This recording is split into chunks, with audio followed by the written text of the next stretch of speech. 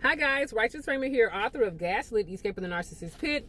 I'm going to do another excerpt today, and this is on pages 135 and 136 of my book. And this subsection is called Matching the Standard, Matching the Standard. And this is on my chapter 8, Codependency.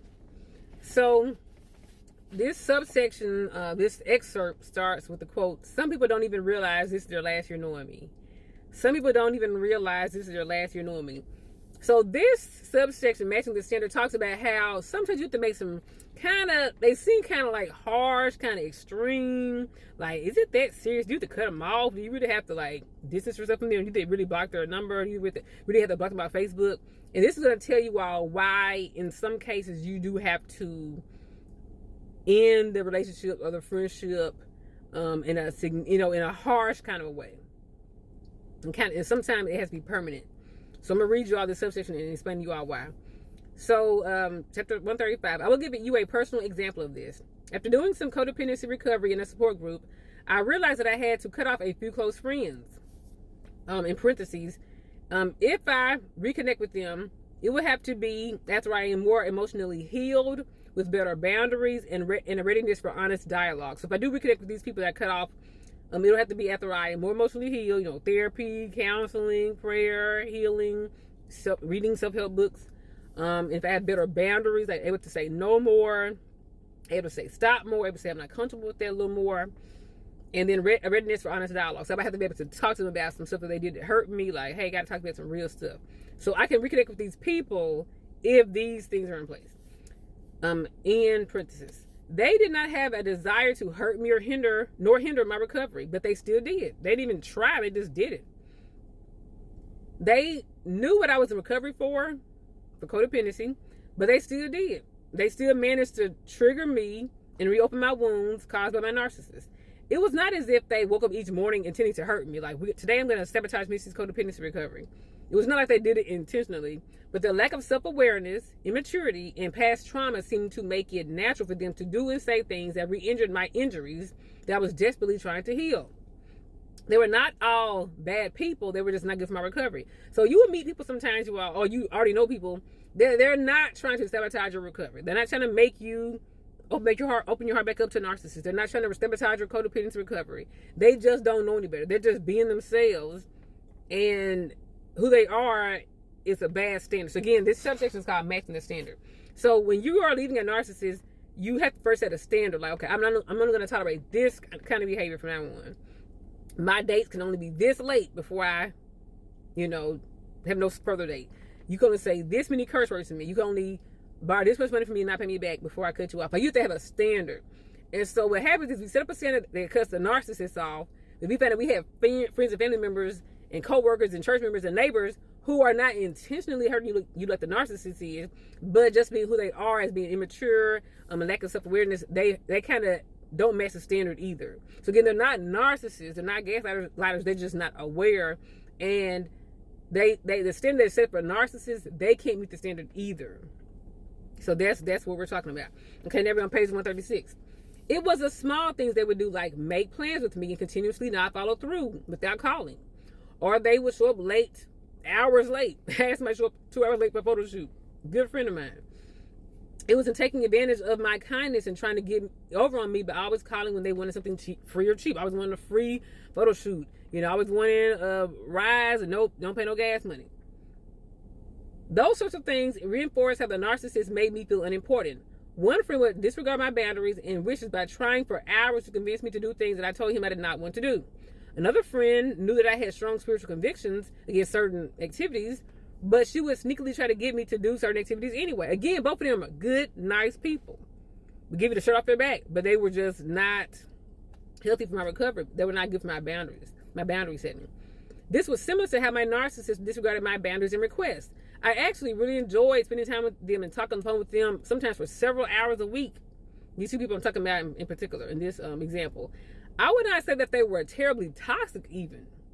The issue was that they did not match the new standard that I had set to protect my self-esteem against narcissists. So if I were to permit it with them, my friends who just were, they had lack of self-awareness, it would be hypocritical for me to have cut off my narcissist. So if your narcissist shows up 2 hours late on purpose, and you cut him off, and your friend shows up 2 hours late just being, absent-minded, it's still the same. I don't like the way I feel either way. I don't like being stood up for 2 hours no matter what. Purpose or not purpose.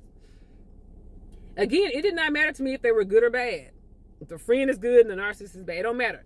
All that mattered to me at that point in my recovery was if I liked the way that this person made me feel, or the way that this person handled me in my optional relationship. Again, all relationships are optional.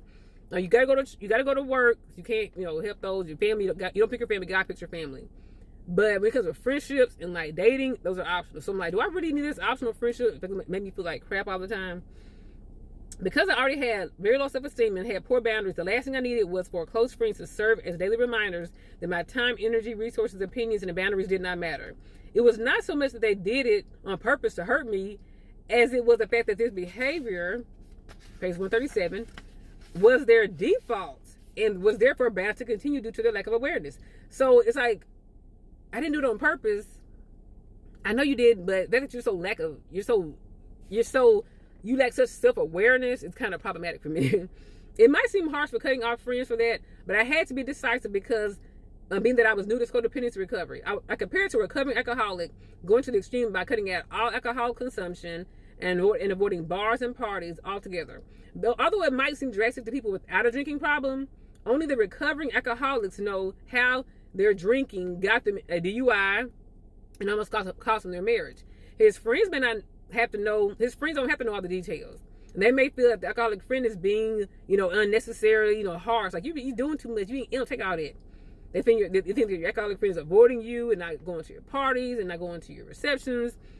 But they don't have to live with the effects of your cirrhosis of the liver, your failed marriage, your suspended driver's license. So, again, you all, nobody has to know why you're making such harsh decisions. Just know that you know why. Again, if you're an alcoholic, I know I'm in a group of people who are alcoholics, whatever. They cannot have any alcohol. They cannot have a sip of wine, a shot. I don't know if it's a birthday, wedding, anniversary. I know people who are recovering alcoholics and recovering addicts. They cannot have anything at all. So the standard is set so high that they may turn in a narcissist invite to a bar and a best friend's invitation to a bar. Either way, they have to say no to both of them because that's the standard they set for themselves. Because they know when they lower the bar in any regard, it will result in them being full-fledged alcoholic and all the legal ramifications of that, getting fired from your job, your spouse putting you out, DUIs, driving drunk with your kids in the car. They have to make very decisive decisions, okay? And when you are in recovery for codependency, you have to make some very harsh decisions. And everyone understands, like, all I did was show up an hour late. She know I love her. I give her a kidney if I had an extra kidney to give her. You know what I'm saying? And the people know that they love you. They know they care about you, but they don't know that you've been through with your narcissist. They don't know what you've been through in recovery. They don't know what you've been through and how to build your self-esteem up. So when they mimic the behaviors of a narcissist, you have to cut them off. Another example, I mentioned in my book about anaphylactic shock. Some people are extremely allergic to peanuts. They cannot have any peanuts around them. Some people will walk into a room with a peanut butter sandwich is thrown away in the trash can, and they will go into shock from just from the peanut allergy being around. And you may say, that's being too extreme. Just eat a peanut butter and jelly sandwich. That's not that hard. It's not that serious. And they don't know what you've been through. They don't know you had to put what's those needles called? Those needles in the arm to reverse anaphylactic shock. They don't know how to go in the hospital because your throat closed up and you couldn't breathe, okay, from anaphylactic shock due to allergies to whatever you're allergic to. So they don't have to understand. Just know that you set a standard and everyone must match the standard. Mommy must match the standard. Cousin must match the standard. Narcissist, husband, boss, pastor, everyone must match the standard. If you let the standard down for them, for your pastor, for your mom, the narcissist can also get in. The standard has to be set this high. Everyone who talks to me, who meets with me, who dates me, who fellowships with me, who has dinner with me, has to respect me on this level. And I must respect them on the same level as well. It's not just everyone might worship and honor me. I'm some big rod, some king, some royalty. No, everyone must respect that standard, including you. You must respect other people in the same standard that you set for yourself. You don't want hypocrisy around here. So thank you guys for buying my book. If you bought my book already, thank you for buying it. If you've not bought it, buy it on my website, www.righteousraymond.com. I'm also on Amazon. We have the paperback, we have the hardcover, and we have the Kindle version. If you have Kindle Unlimited, it's free. If you don't have Kindle Unlimited, if you just have Kindle, then it's $4.99 or $3.99. Buy my book on Amazon, guys. Bye.